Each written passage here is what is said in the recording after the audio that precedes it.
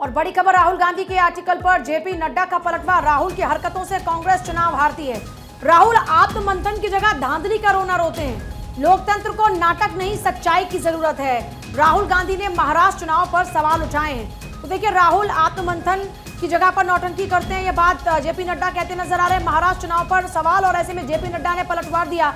ये उनका पोस्ट है जिसमें राहुल गांधी के आर्टिकल पर जेपी नड्डा पलटवार करते हुए नजर आ रहे हैं। और राहुल की हरकतों से कांग्रेस चुनाव हारती है।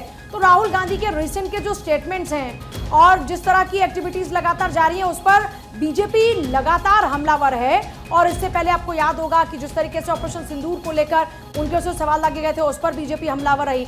और अभी जो आर्टिकल राहुल गांधी का है, राहुल गांधी के उसी आर्टिकल की हेडलाइन से लेकर उसके पूरे कंटेंट पर परेशानी इस वक्त जहां कांग्रेस को हो रही है, क्योंकि बीजेपी इसको लेकर हमलावर है। और यहां तक कि अब बीजेपी ये कह रही है कि राहुल गांधी के कारण ही चुनाव हारती है कांग्रेस। जेपी नड्डा ने भी इस बात का जिक्र किया है।